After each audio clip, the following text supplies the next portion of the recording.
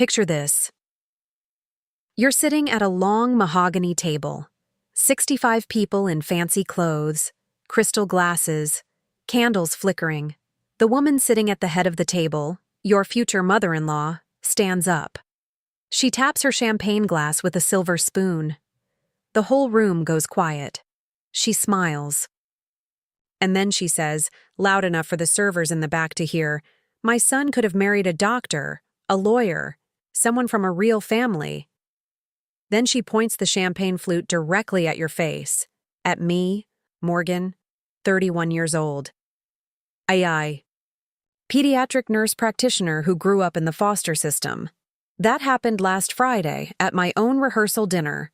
And in the next few minutes, I'm going to tell you how I took that toast and turned it into the single most humiliating night of Patricia Aldridge's life.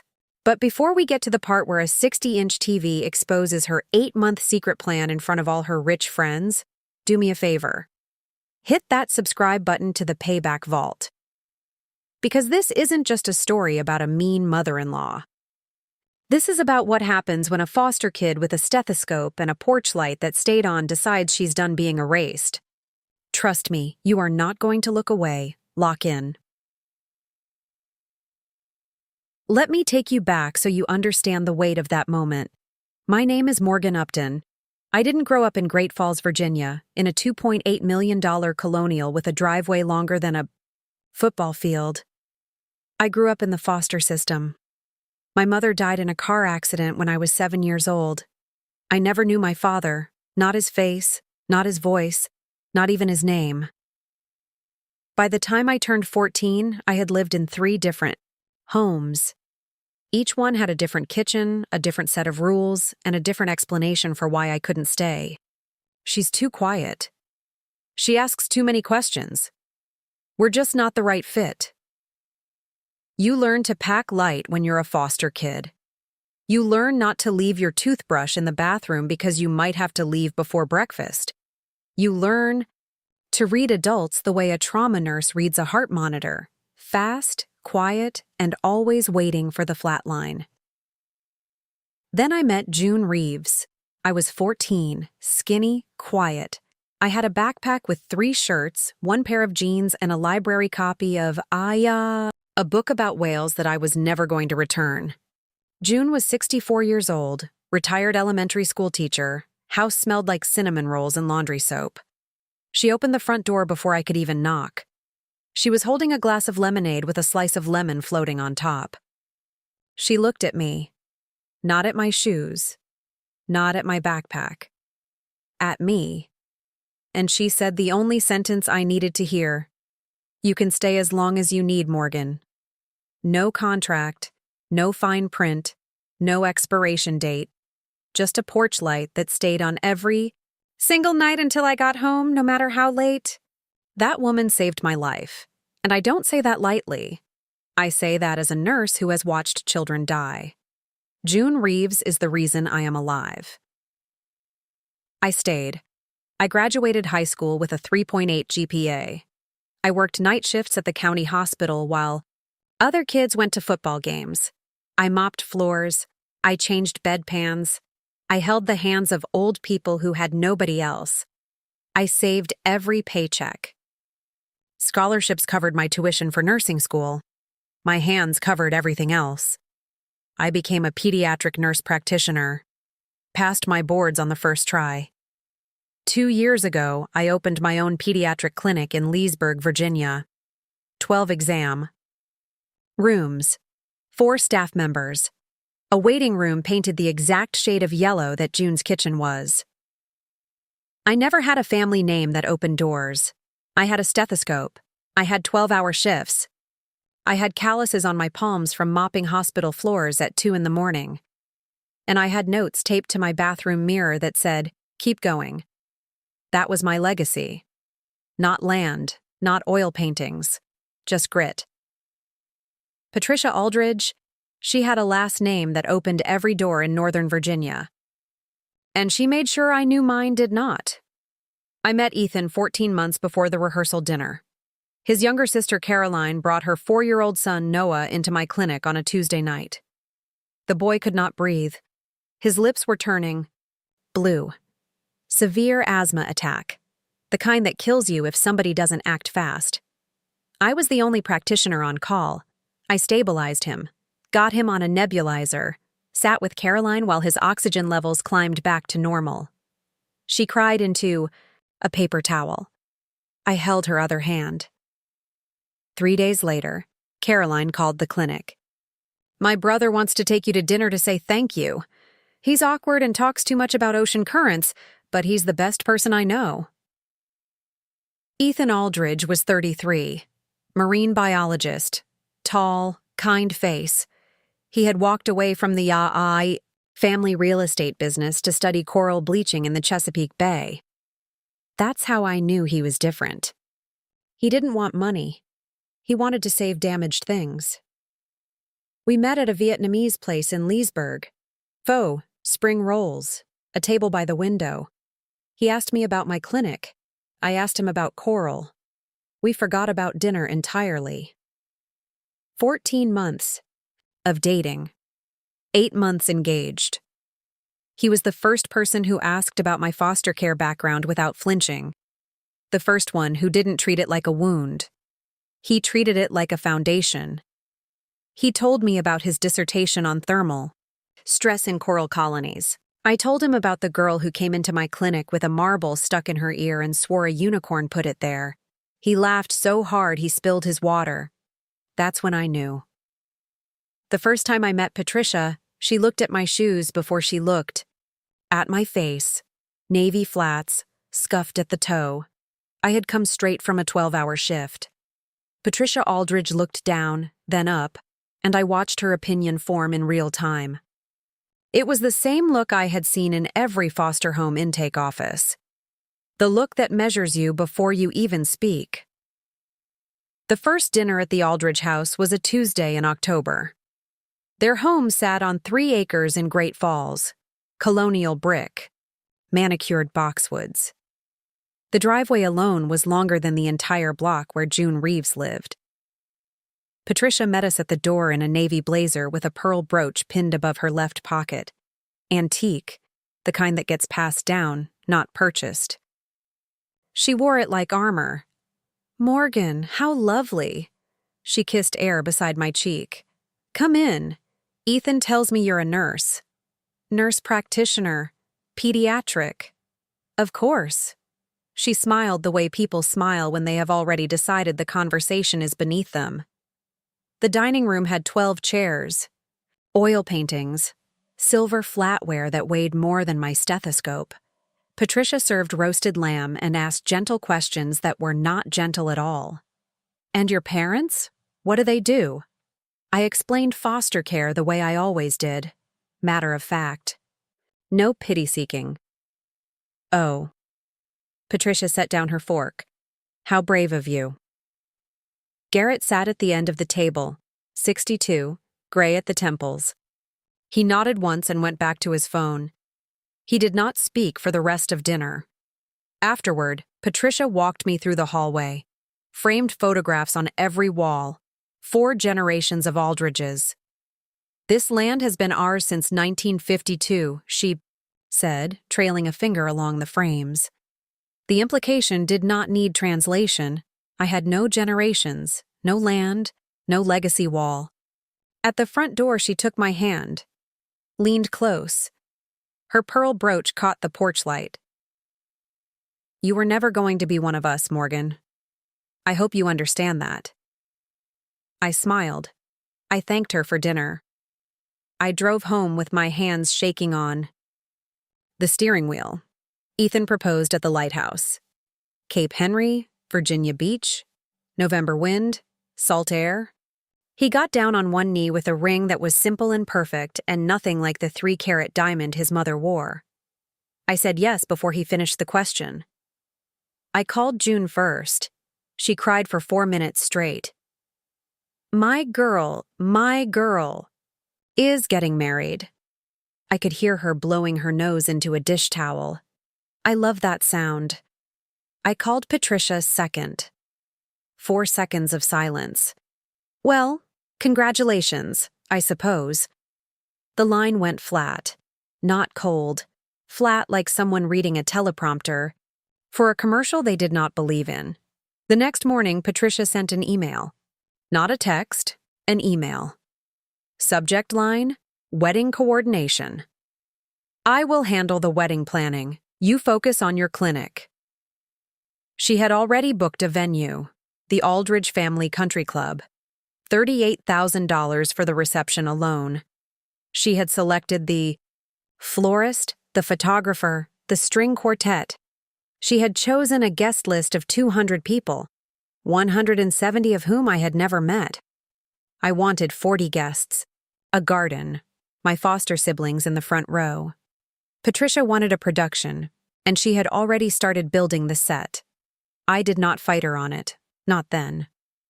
I told myself it was easier to pick my battles, that this was what compromise looked like, that she would come around eventually. I did not know then what I know now. Patricia had already been planning a different wedding entirely, with a different bride. The next 2 months were a masterclass in control disguised as generosity. Patricia picked the menu without consulting me. She selected the cake flavor, vanilla bourbon, her favorite, without asking if I had a preference. She arranged the seating chart with her friends and business contacts, filling every table like it was a corporate gala. When I suggested inviting June Reeves and 4 friends from my foster days, Patricia smiled warmly. Of course, but space is getting limited, so keep the list tight. 200 guests, but space was limited for my 5. Then came the save the dates. June called me on a Thursday afternoon. Honey, is the wedding really on the 14th? That's a week earlier than you told me. I pulled up the digital proof Patricia had sent to the printer. My side of the guest. List, June, my foster siblings, 2 nursing school friends, all had the wrong date. 1 week early. Every other invitation was correct. Patricia's explanation was smooth. The printer must have run 2 batches with different dates. These things happen with large orders. They do not happen. Not like that. Not when the error hits only one group of people. I fixed the dates, reprinted, paid the extra $240 from my own account. I did not confront Patricia. I did not call Ethan. But I started keeping a folder, a digital folder on my phone, screenshots of the wrong dates, the printer's confirmation that only 1 batch was ordered. Patricia's email approving the guest list with correct dates everywhere except my side.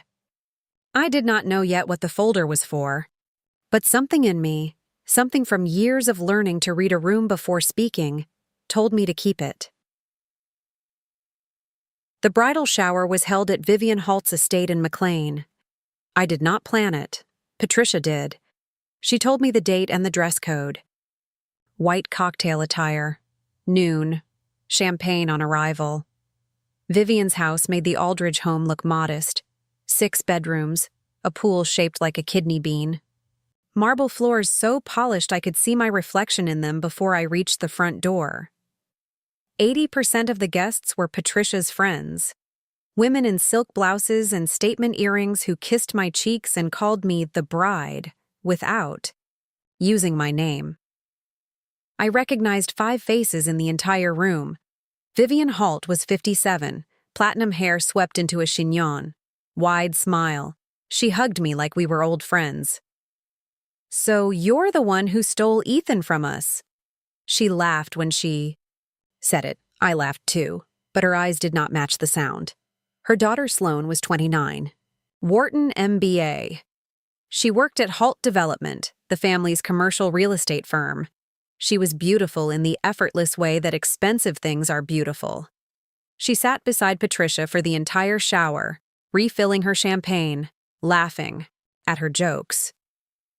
Near the end, I went to the powder room. The hallway was quiet, but not quiet enough. Vivian's voice carried through the cracked kitchen door. She would have been perfect for him, Pat, but it's not too late. I froze. Patricia's reply was soft, almost inaudible. But I heard the laugh, and I heard the silence that meant agreement. It's not too late. That was the first time I heard the word perfect used like a weapon aimed at the space where I was supposed to stand. 3 weeks before the wedding, I got a call from the caterer. Her name was Dana, 22 years in the business, professional, direct, and clearly uncomfortable. Morgan, I need to verify a menu change. Your mother-in-law called yesterday and asked us to reduce the dinner service by 40%. She said the bride's side had fewer guests, and I quote, "We do not need to feed street kids a 5-course meal." Street kids. I sat in my clinic parking lot with the engine running. The words sat in my chest like something swallowed wrong. Dana, please restore the original menu. Full service. I'll cover the difference. $3,200. I transferred it that afternoon. Patricia had called the caterer directly, used my name as authorization, and cut the food for every table where my guests would be sitting. She had not told me. She had not told Ethan. She had simply done it. The way she did everything, quietly, precisely, and with total confidence that no one would check. I added Dana's voicemail to the folder. The one where she repeated Patricia's exact words. Street kids. 2 words that told me everything I needed to know about where I stood in this family. That night, I lay in bed and stared at the ceiling. I listed every incident in my head. Wrong save the dates. Controlled guest list. Stolen menu. You were never going to be one of us, Vivian's whisper. It's not too late. I was not imagining this. I called June the next morning. She listened to everything. Then she said one sentence that cut through every doubt. Baby, you are not imagining anything. That woman is trying to erase you. June was right. Patricia was not being difficult. She was running a campaign. Every incident had the same fingerprint. Surgical, deniable, targeted at isolating me from my own wedding, not random hostility, strategy. The kind of strategy that came from someone used to managing outcomes the way she managed property deals. She never raised her voice. She never threatened. She operated through systems, caterers, printers, seating charts, guest lists, tools, infrastructure, the machinery of social control. I sat on the edge of my bed that Saturday morning. Ethan was out on a research boat collecting water samples from the bay. The house was quiet. Sunlight cut through the blinds in thin horizontal lines across the floor. I picked up the folder on my phone. 6 entries, screenshots, a voicemail. Timestamps, each one small enough to dismiss on its own. Together, they formed a pattern that did not need interpretation. Patricia's pearl brooch flashed in my memory. She wore it at every encounter, at the dinner, at the bridal shower, at the caterer tasting she had organized without inviting me. It sat above her heart like a service medal, a reminder of rank. I needed to know what I was dealing with, not suspicion, not intuition. I needed facts. The next morning, I told Ethan I needed his old iPad to check the wedding planning spreadsheet. He was halfway out the door, gear bag over one shoulder. Sure, it's on the kitchen counter. Password is the year we started dating. He kissed my forehead and left. I opened the iPad, tapped the spreadsheet app, pulled up the budget file. Then a notification dropped from the top of the screen.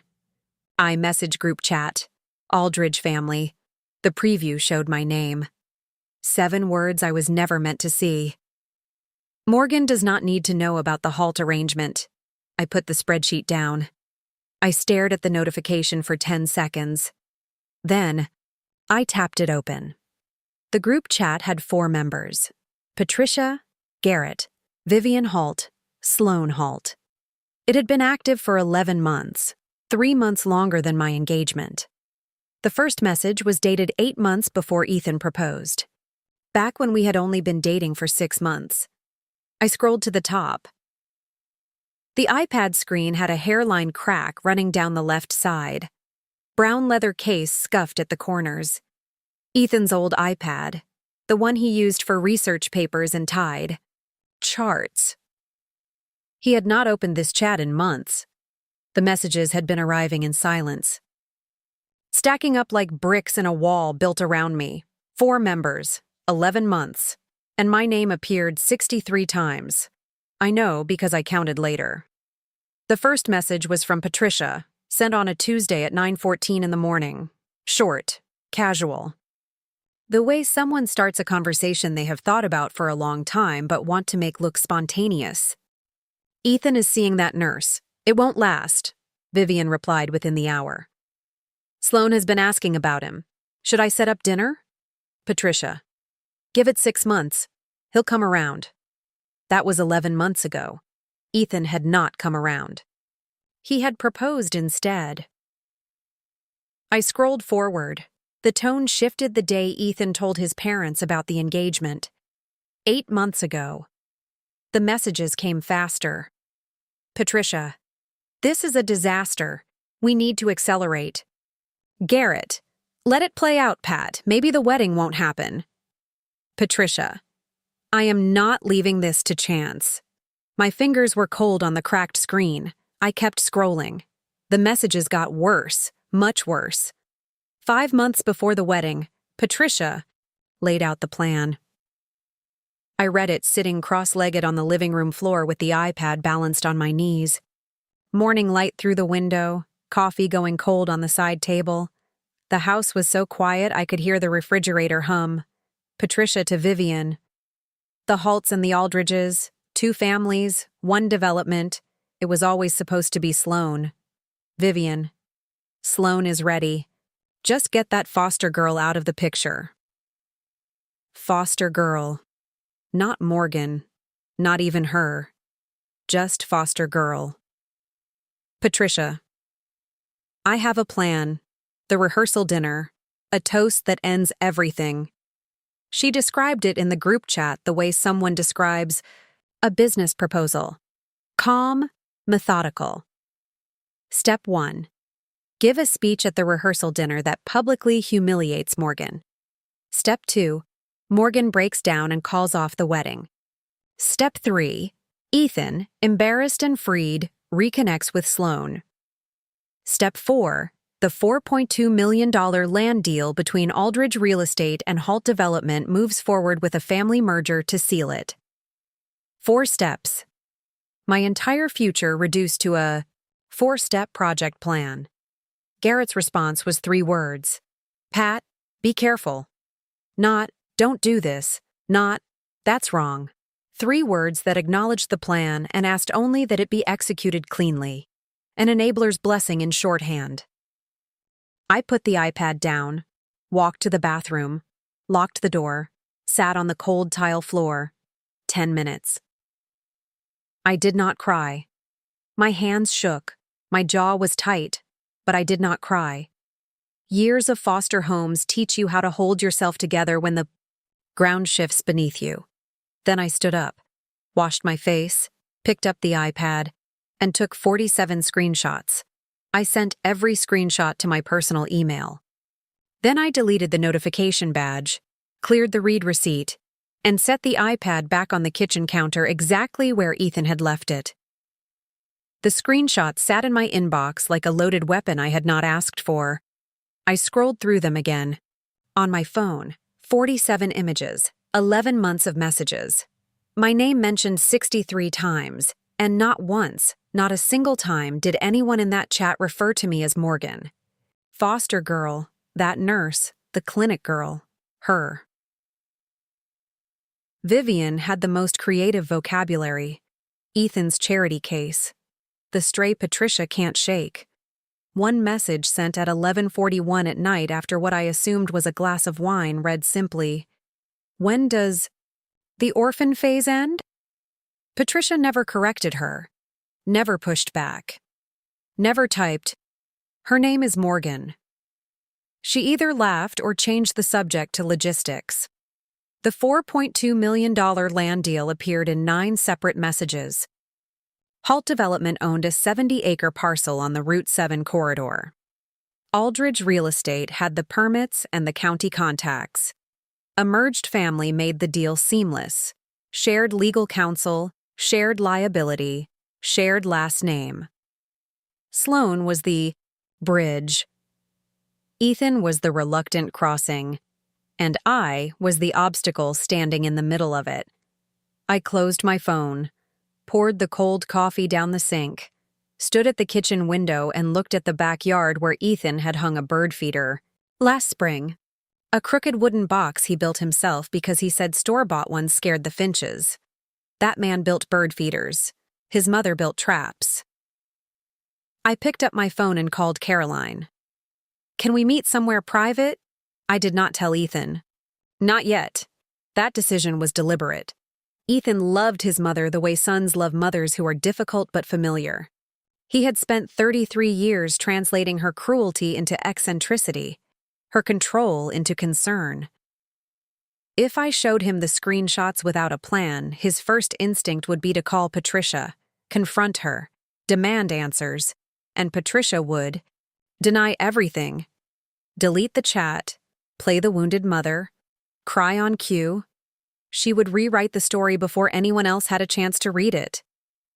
I needed more than screenshots. I needed something she could not talk her way out of. So I waited 2 days. I went to work. I saw 17 patients, ear infections, a broken wrist. One terrified 5-year-old who needed her first stitches. I held the girl's hand and counted to 3 while the local anesthetic worked. Her mother thanked me in the parking lot with tears in her eyes. That is what I do. I hold steady when things hurt. I learned it young, and I never stopped.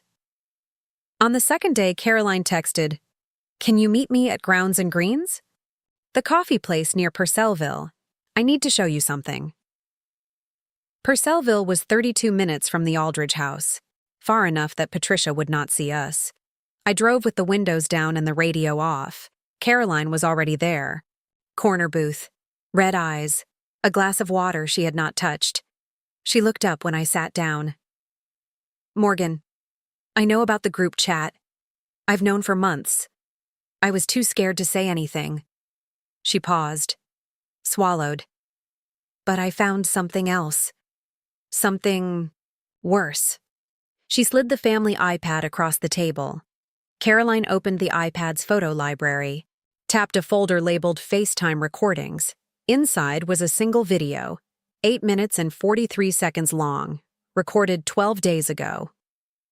"Mom doesn't know this exists," Caroline said. "The iPad auto-saves FaceTime calls when the recording setting is on. Dad turned it on months ago for some legal deposition prep. Nobody remembered to turn it off." She pressed play.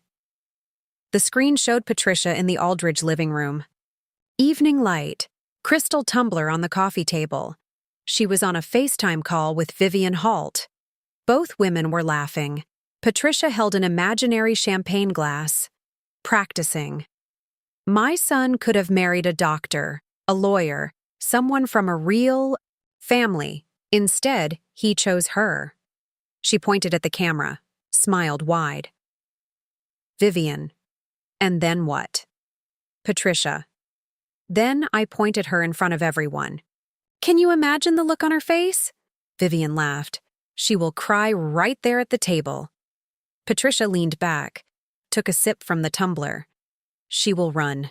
She's a foster kid, Viv. They always run when it gets hard. By Monday, Sloane's engagement. Photos are on the mantle. And the whole deal closes by March. I watched the whole thing. 8 minutes. Patricia rehearsing her speech like an actress blocking a scene. Vivian coaching her delivery. At minute 6, Patricia said, "We don't let street kids sit at the Aldridge table, Vivian. It's time everyone knew that." Caroline reached across the table and put her hand on mine. "She's my mother, but you are my family now. I couldn't let her do this." The coffee shop was busy. Someone's espresso machine hissed. A child laughed somewhere near the counter. Normal sounds, ordinary morning. I looked at Caroline. "Can you airdrop this to my phone?" She did. That night, I sat on the edge of our bed and waited for Ethan to come home. He walked in smelling like salt water and sunscreen. "Good data," he said. The coral samples were promising. He was talking about pH levels when he saw my face. What happened? I opened my phone, placed it on the bed between us, pulled up the screenshots first. 47 images. I let him scroll. His face changed at message 4.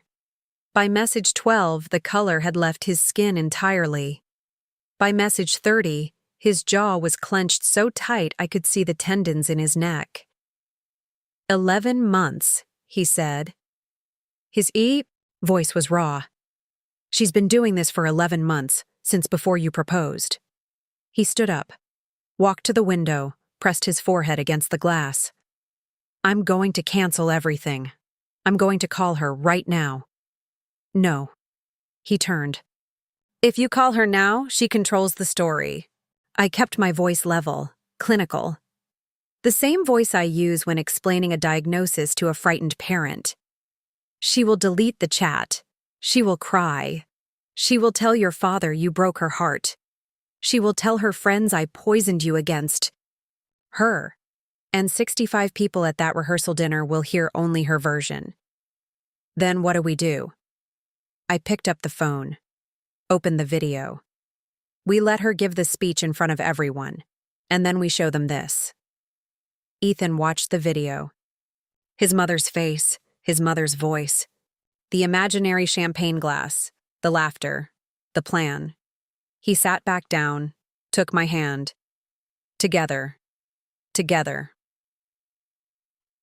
The rehearsal dinner was in 48 hours. I went to work the next day like nothing had changed. 7:30 a.m., clinic opens, first patient. At 7:45, a 2-year-old with a fever of 103. I checked her ears, pressed my stethoscope to her tiny chest, smiled at her mother. Wrote a prescription for amoxicillin, steady hands, clear eyes. That is how you survive in foster care. That is how you survive in medicine. You compartmentalize. You do the next right thing. You hold the crisis in a separate room in your mind and lock the door until you are ready to open it. Ethan called the restaurant during his lunch break. The rehearsal dinner was booked in the private dining room at Aldridge Country Club. He asked one question. Is there a TV connected to AirPlay in the dining room? There was. A 60-inch flat screen mounted on the wall behind the head table. Normally used for slideshows during anniversary parties. Perfect. We might want to show a short video during the toasts. The restaurant manager said that would be no problem at all. That evening, I called June. June, I need you at the rehearsal. Dinner tomorrow night. Something is going to happen. And I need you there. June did not ask what. She did not ask why. She said, I'll be there, baby. Front row. At 10 p.m. that night, I stood in the bathroom, tested the AirPlay connection on my phone, green light connected, the signal was strong. I checked my patient charts one last time. I checked my email. I checked the AirPlay connection once more. Then I brushed my teeth and went to sleep. The last thing I thought before closing my eyes was Patricia rehearsing her toast with an imaginary champagne glass. Tomorrow the glass would be real. Friday morning, the day of the rehearsal dinner. I stood in front of the bedroom mirror in a navy dress. Simple. Fitted. No jewelry except a thin silver chain June had given me when I graduated nursing school. The clasp was loose and I had to fiddle with it every time. But I would not wear anything else. I looked at myself for a long time. I thought about the first foster home. 7 years old, standing in front of a bathroom mirror in a house that was not mine, wearing clothes that did not fit, trying to convince the girl in the eye reflection that she belonged there. We arrived at 7:15 p.m. The restaurant was full. Patricia had placed herself at the head of the table, directly in front of the 60-inch screen. She did not know that TV was about to become her worst nightmare. Dinner came. Dessert came. Then she stood up, tapped the glass, gave her speech. My son could have married someone from a real family. She pointed at me. The room froze. I did not cry. I did not run. I opened my clutch. One tap on AirPlay. The screen behind her flickered to life. Her own living room, her own voice. Let me practice one more time, Viv. The room watched Patricia roast herself in 4K. By the time the video ended, the silence was devastating. Vivian couldn't look up. Sloane was crying. Garrett stared at his plate like a man who had just lost everything. Patricia lunged for the remote. Turn it off! But it was too late. I stood up.